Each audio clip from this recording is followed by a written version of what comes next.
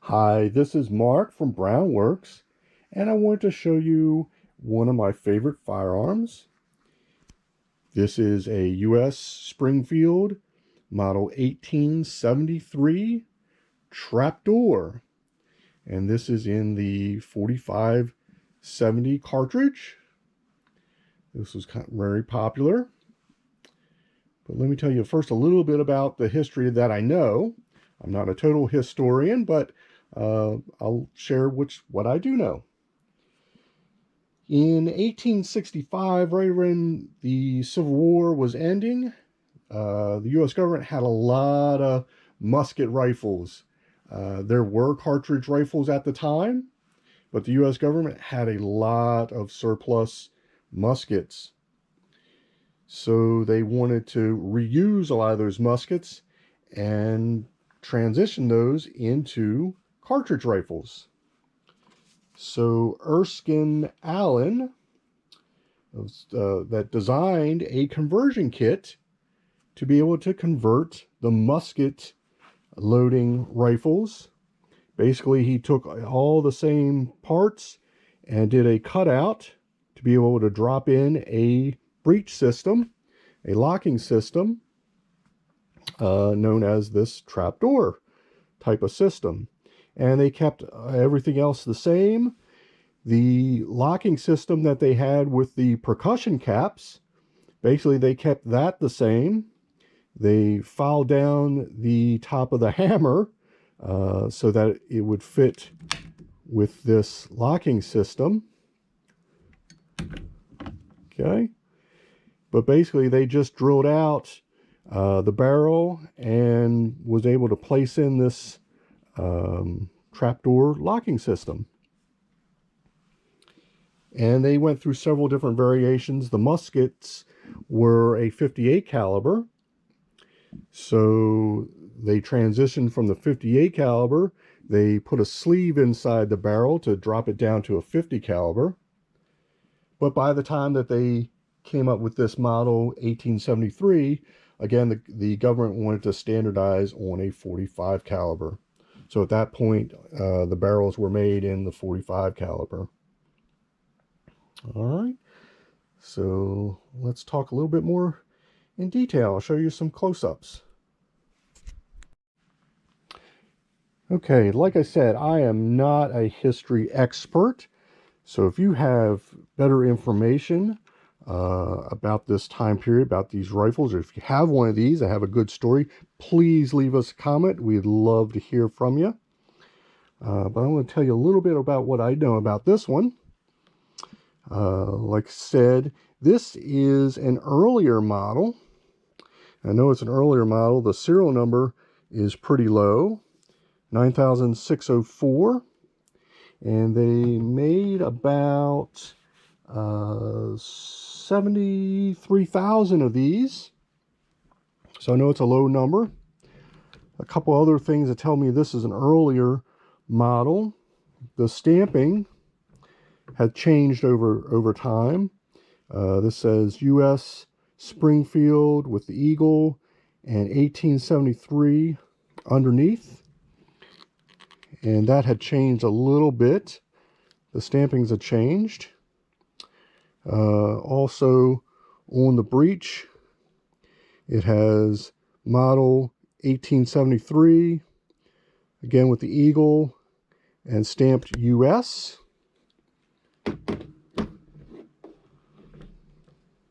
Okay. And the other correct markings on here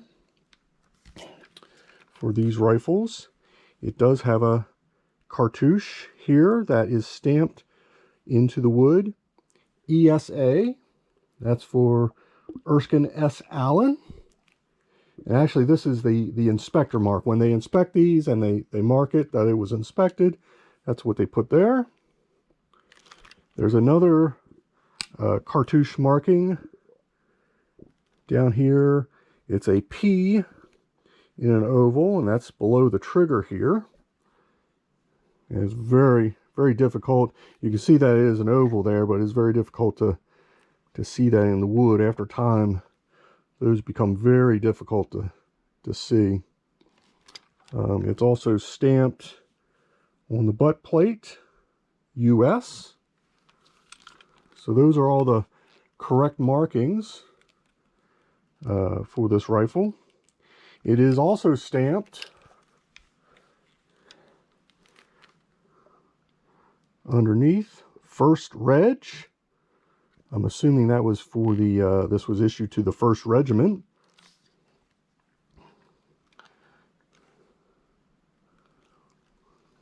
Okay, it has the time period where they have the V-notch sight, and then if you want long range, the sight will flip up. Okay, to do longer range. It has the cleaning rod that's attached underneath. Okay. And let's show you a little bit more close about this trapdoor here system. Again, it has a little lever that pops this up. There's a little spring in here that ejects the previous cartridge. You would manually load the cartridge in the chamber. You would close this. There's a little latch here. It's operated by this here, and then on top you can see that's where the firing pin is, where the hammer would hit that firing pin, and then you see it protruding out down here. Okay, so that would lock into place, and these triggers do have a multi-position, like the half-cock position, where that's safe. That's not going to fire. And then when they want to fire it, they pull into the full cock position, and then pull the trigger. Okay. So that's how those work. And again, this is how the percussion, at least the triggering system, works on the older percussion cap system for the musket loading. And basically kept that all the same.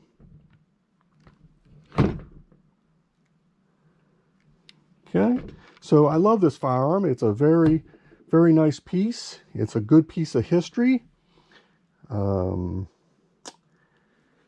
It was used in several different wars, the Philippine-American War, the Spanish-American War, and also in American Indian Wars.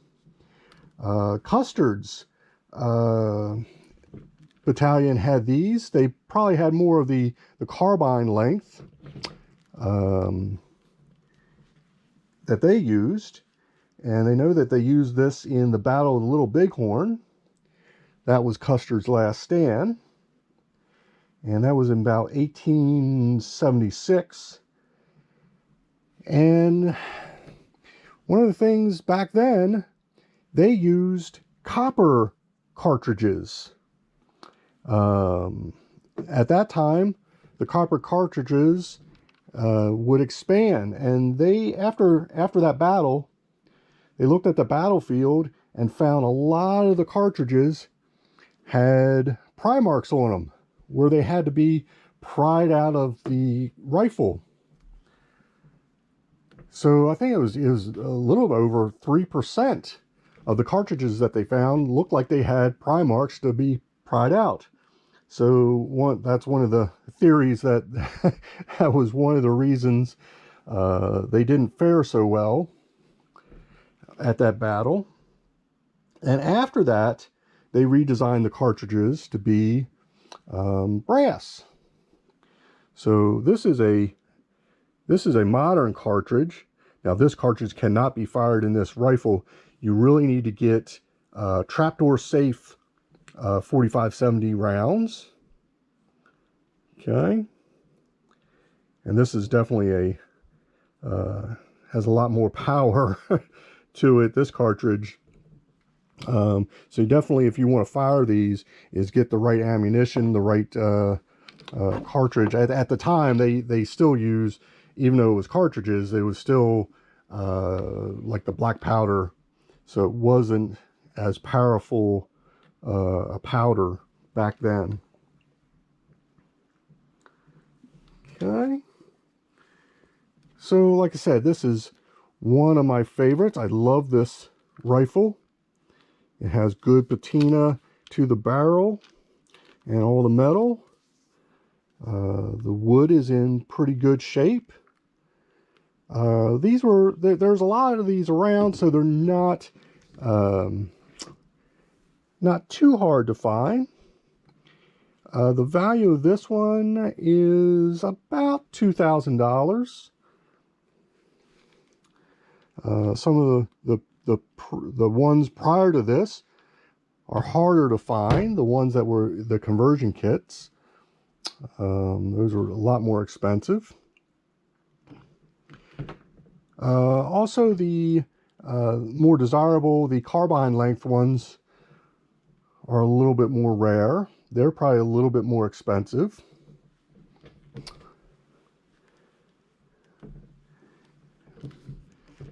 But that's what I got. And I thank you for watching. Again, if you have any additional information, please leave us a comment. Give us a like, a thumbs up, or thumbs down. And if you'd like to see more of my collection, please subscribe to the channel. And I thank you. So bye for now.